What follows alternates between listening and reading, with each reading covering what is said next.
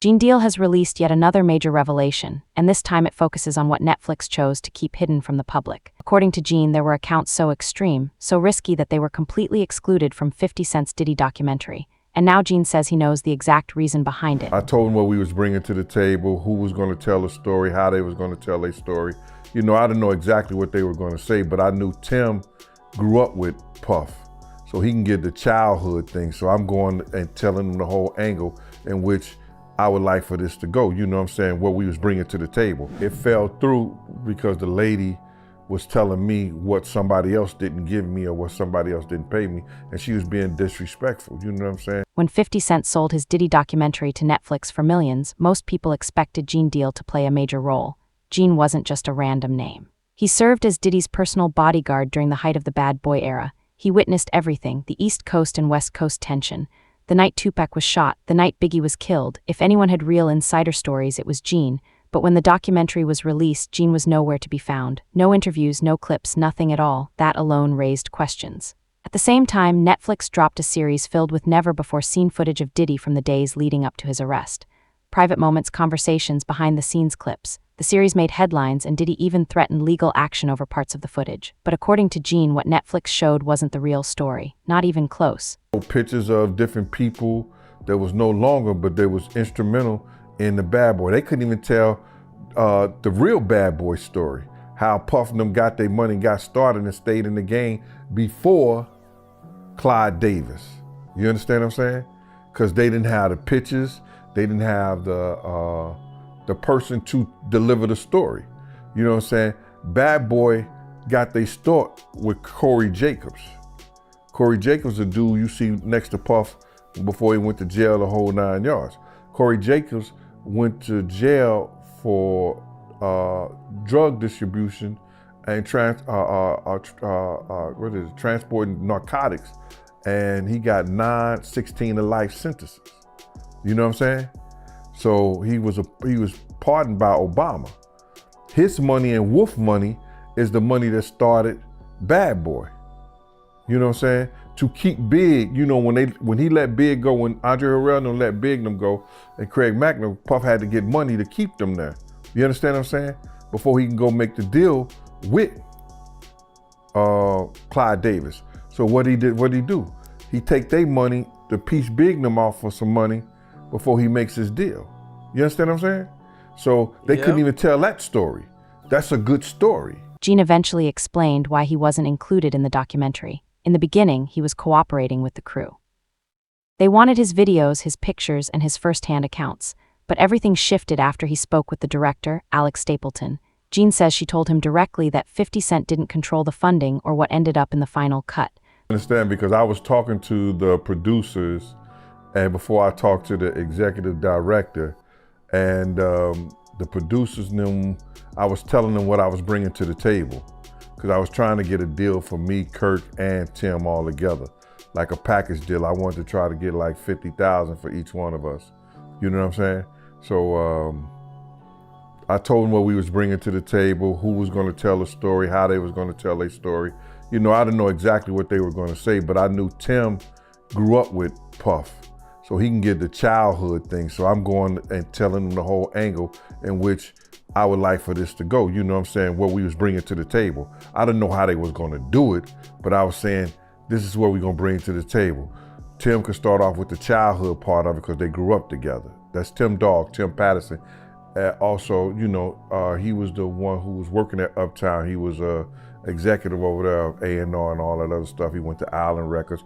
He used to work with over there at Arista, the whole 9 yards. Tim is the one who had the Lost Boys. If you remember the Lost Boys, you know what I'm saying? Tim was the manager of them. That was his group and everything like that. So Tim had a lot of inside and a lot of stuff to do with Puff. I had a lot of other people I could have brought to the table too. Eddie F, who taught Puff how to work the board and everything like that. Just Eddie F, Heavy D, and the boys DJ. I was gonna try to get Eddie and some other people like that. But it fell through because the lady was telling me what somebody else didn't give me or what somebody else didn't pay me, and she was being disrespectful. But now he says money wasn't the only reason he was excluded. Gene argues the documentary also removed major pieces of evidence that could have changed how people understand everything. One of the biggest examples involves the so-called East Coast versus West Coast war. According to Gene, that entire idea is false. He says it was never East Coast against West Coast. Artists from both sides continued traveling, collaborating, and showing respect. The real conflict, according to Gene, was between two record labels, Bad Boy and Death Row, and at the center of it were Diddy and Suge Knight. So you have some people that say that Tupac, he was the one behind the beef between Death Row and Bad Boy. And you got some people that say that, the beef between Death Row and Bad Boy started when Big J got killed. But from your point of view, when did the tension and beef start between Death Row and Bad Boy? All the tension started between Puff and Suge Knight. You understand? All the tension came from Puff and Suge Knight. Suge wanted Puff to have Big them do a show. Puff wanted to get paid for Big doing the show. But Suge had did a whole lot of shit, free shit for Puff at one time. Because when Puff used to come out to California, before he could afford security, before he could afford it, Suge used to look out for the cat. You understand what I'm saying? So now it became they bullshit. Then when Suge bought Misa out there, you understand? When Suge bought Misa out there and talk about what the East Coast won't take care of, the West Coast will, then Jake, Jake being killed by Jason. You understand? And they making that bullshit up like Bad Boy had something to do with it. All that shit was over women. And niggas being emotional like women. That's what it was all about. It was over women, Jake disrespecting Jason girl. You understand, wife? Suge disrespecting Misa, Puff's baby mama. And them niggas being emotional like women. A lot of niggas is behind bars based on their emotions. And them niggas is right where they at because of their emotions. People have lost their lives over the way a nigga felt.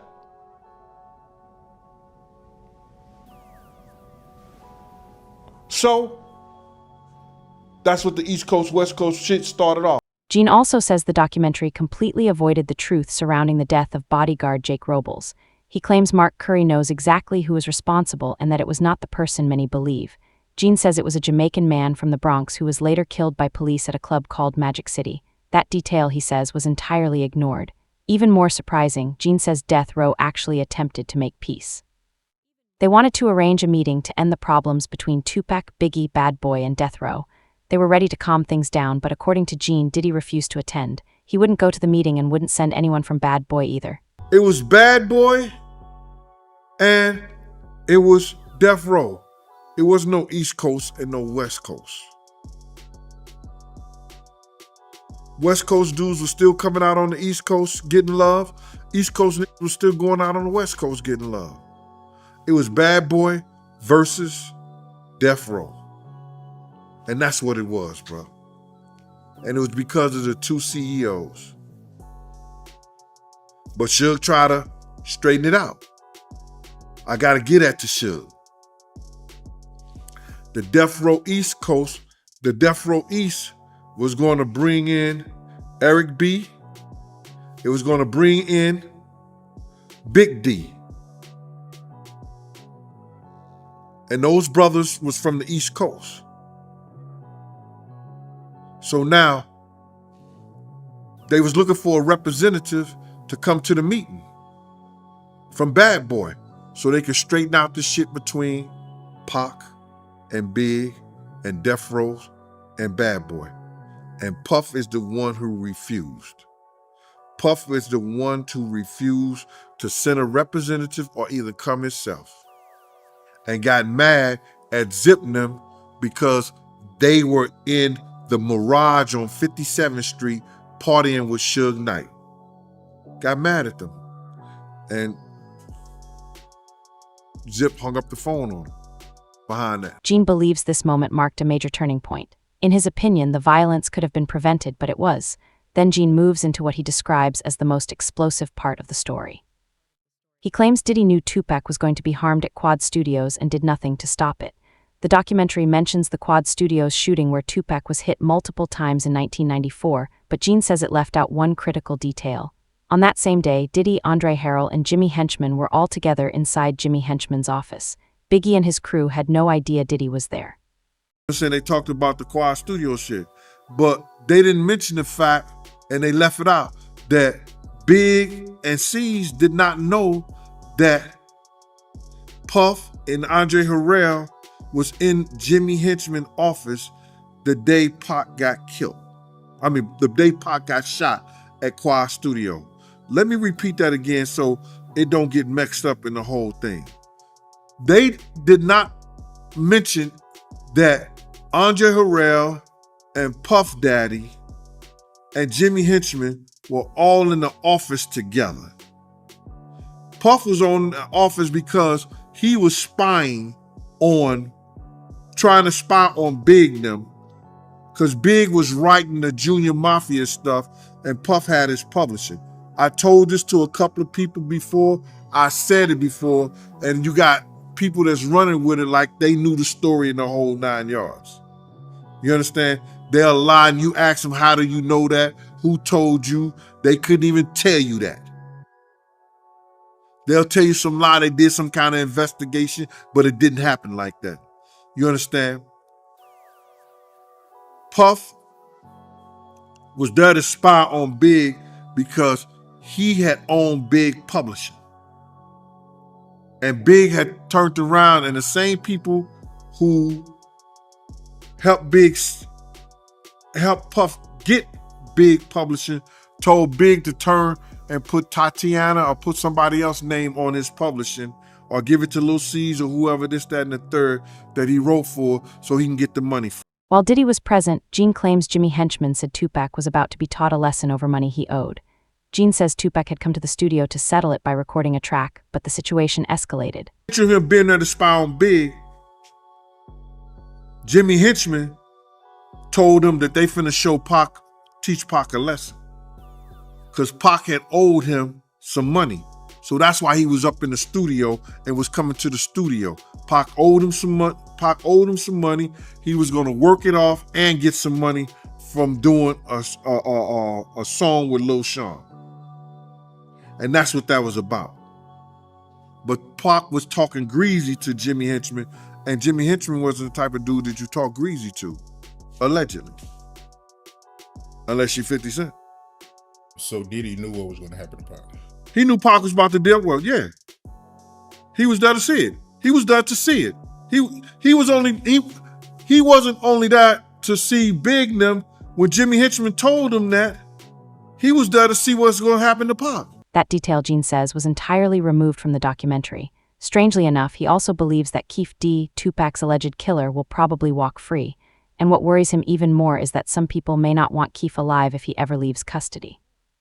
Gene says prison might actually be the safest place for him right now. They was trying to get Keefe D out of jail to unalive him, or have something to do with him being unalive.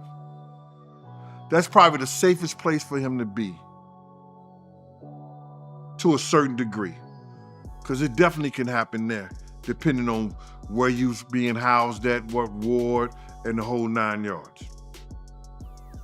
But if something happened to Keefe D, LA, the Vegas Police Department would be like, yo, our job, we was trying to do our job. We had to kill him for Tupac. We was gonna convict him, but he came up dead. No, that's a cop-out. They have no, what you call that? They have no evidence. They have no evidence to prove that Keefe D had anything to do with the death of Tupac Shakur. I don't know, man. I mean, we all seen that video of him crying, man. It looked like he losing hope. He know that he's in a position and he's in a situation that he was told to make up some lies. He was thought that Vegas would never be the ones who come after them. He made up some lies for cops in California. That's a proven fact. That's a proven fact. FBI agents came out and said he made up lies and he was told a script, given a script and adhered to the script that was given to him. And he said what he was said to get out of another drug charge that could have landed him life in prison. When it comes to how this case could conclude, Gene believes multiple people should be held responsible. He says anyone who provided false statements to law enforcement should face consequences. He even suggests Keefe D could file a lawsuit against the Las Vegas Police Department if the charges fall apart. In Gene's opinion, if a judge examines the evidence fairly, there's a strong chance the case won't stand. Gene also highlighted some of the most critical facts the documentary left out, especially regarding the death of a bodyguard known as Wolf. According to Gene, the version people have been told for years is inaccurate, and he believes Diddy played a major role in what happened. At the documentary, Kirk Burroughs, he did confirm that Big, he didn't want to go to LA, and they was actually getting warnings not to go to LA. But, you know, Diddy, he wanted to go, man. My man, yeah, we must have had warnings, man. I didn't know. I knew that we shouldn't be out there in the first place, but it's crazy. Check this out. Wolf had already told, Anthony Wolf Jones had already told them, if you're not taking two tour buses of my niggas from the Valley, that's Co-op City in the Bronx, the Valley in the Bronx, if you're not taking these 2 tour buses of my niggas out there, I'm not going. Had told Puff them, had told Kirk Burroughs. You understand? I went down there and Kirk Burroughs called me up. He's like, yo, Gene, you and Wolf, I got y'all tickets to LA. I said, all right, cool. So I go down there and I pick up the tickets to LA. I got Wolf ticket. So I'm calling Wolf up. I said, yo, Wolf, I got your ticket to go to LA. Wolf said, I ain't going. I said, what you mean you ain't going? He said, yo, Gene, I ain't gonna tell you how I'm making I ain't gonna tell you how to make your money, but I'm gonna let you know this. I told Puff them if they wasn't gonna take 2 tour buses of my niggas out there with us, I'm not going.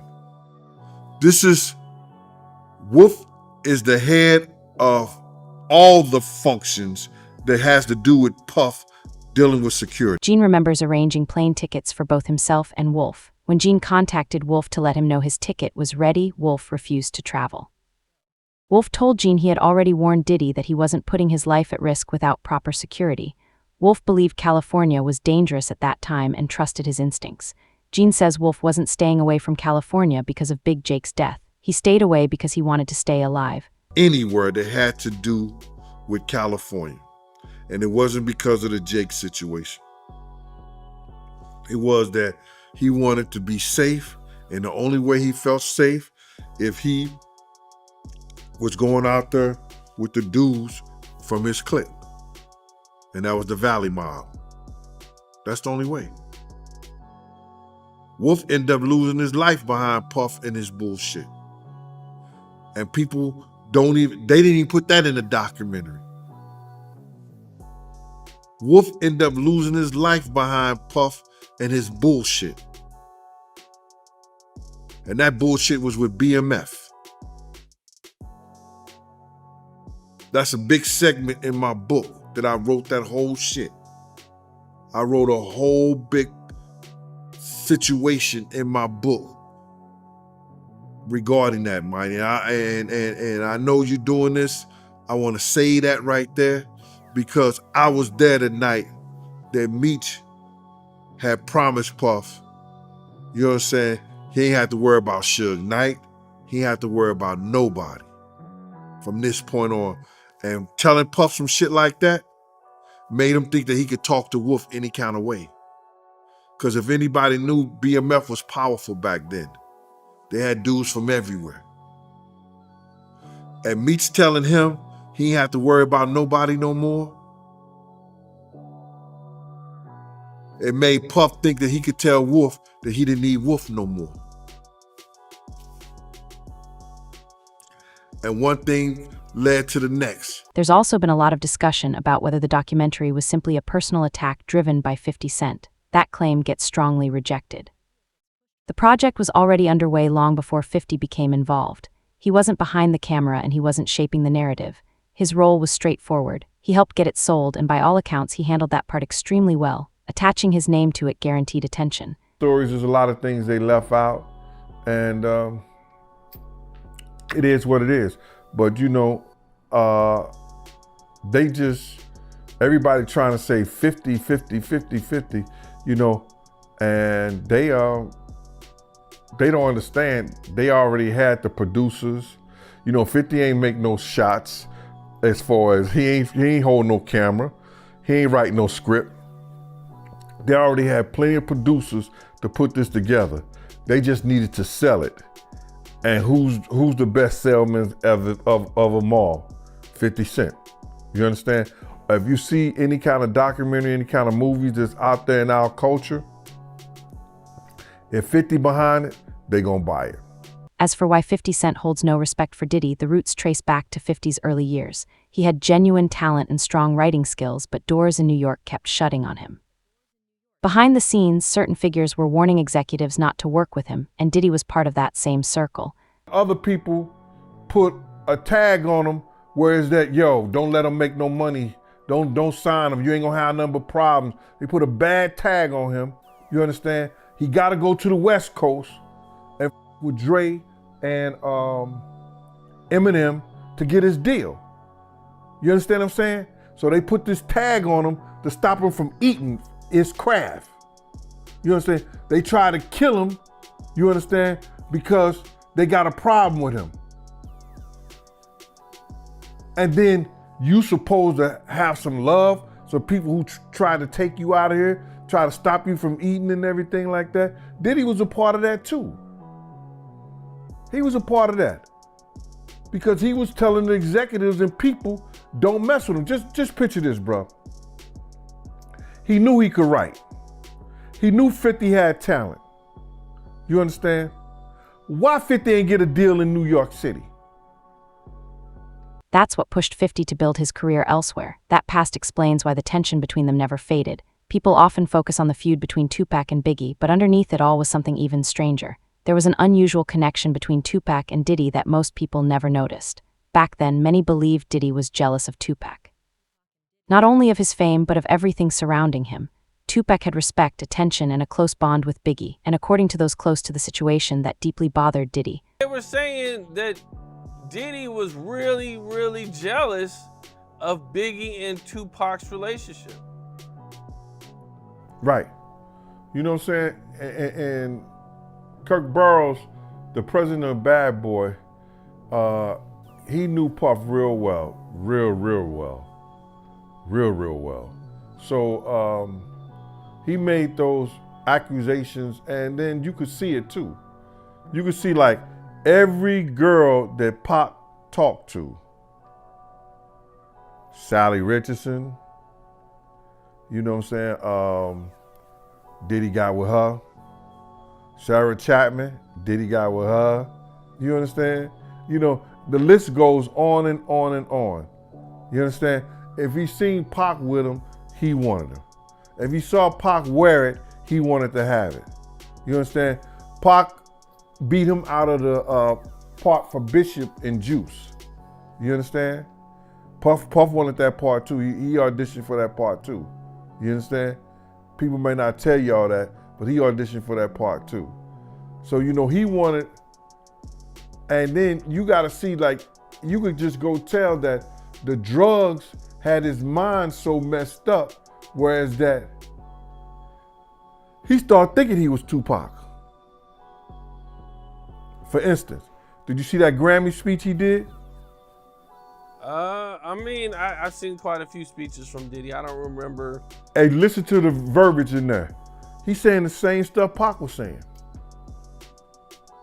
Oh wow. The same. Okay. The same. If people go back, he's saying the same stuff about why. Why? The phrasing, the tone, the meaning, it sounded very much like Tupac, almost like respect blended with bitterness. And there's something the documentary never mentioned at all, yet it mattered deeply. Back in 1991, there was a celebrity basketball game at City College in New York. Heavy D and Diddy were promoting it. It was meant to be fun. Music, celebrities, and a large crowd. But from the beginning, things were already off. Too many tickets were sold. Far more people showed up than the building could safely handle. Some kids even had tickets but still couldn't get inside. Outside, the crowd kept growing larger and tighter. I see that the people was already crowded out there and it was crazy. So I finagled my way in there, me and Slicknam.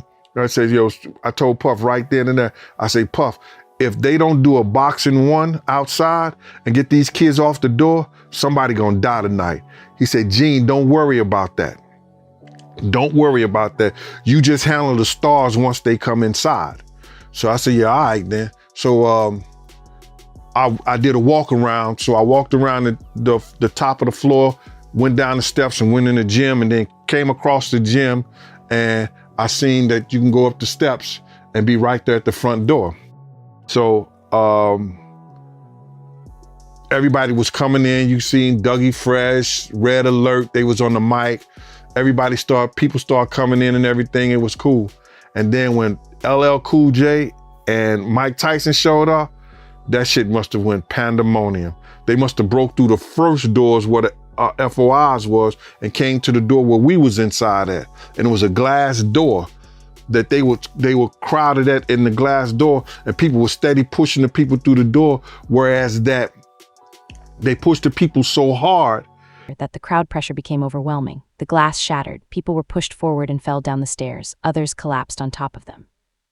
There was nowhere to move. People were trapped. One pregnant woman fell during the chaos. She and her unborn child did not survive. The top of the store, we grabbed this girl. You know, she was pregnant. We later found out that was Father MC's baby's mother. And she died that day with her baby inside her. And you could see that she was pregnant. You know what I'm saying? She had to be like 6 or 7 months pregnant. So we grabbed her and helped her up. And then she ended up going downstairs when we had got her out the way. So they got trapped down the stairs. After they broke through the first glass, they got trapped downstairs through the second door because Jessica had got scared. That was Puffy partner at the time, Jessica Rosenberg. She got scared, ran downstairs with the money box and shut the door behind her. And all those people got shut down in there and got trapped. Right. 9 people died that day. 29 others were injured. And I guess Nice and Smooth's bodyguard was one of the people that got killed? My man, let me tell you something. That dude was about 6'4". He had a white t-shirt on, I think with khaki pants. I was over there trying to resuscitate him, and I was like, this shit is crazy. So it was just that crazy. That big dude died there too. So you didn't have to be a certain size. He was about 6'4", man. Yeah, sad. A very sad day to see that much death and destruction right in front of you. Right. Later on, a judge reviewed everything that occurred. Years afterward, responsibility was divided. Half was assigned to the school and half was placed on the event promoters. No one went to prison, but the damage had already been done. After this tragedy, Diddy lost his position at Uptown Records. He believed his career was finished. People close to him said he fell into a deep depression and was placed on suicide watch because he thought he had lost everything. That night changed many lives forever, and even though it's one of the most serious events connected to his early career, it was completely left out of the documentary. Why? Why did 50 decide not to tell these stories? What do you think? Share your thoughts in the comments below.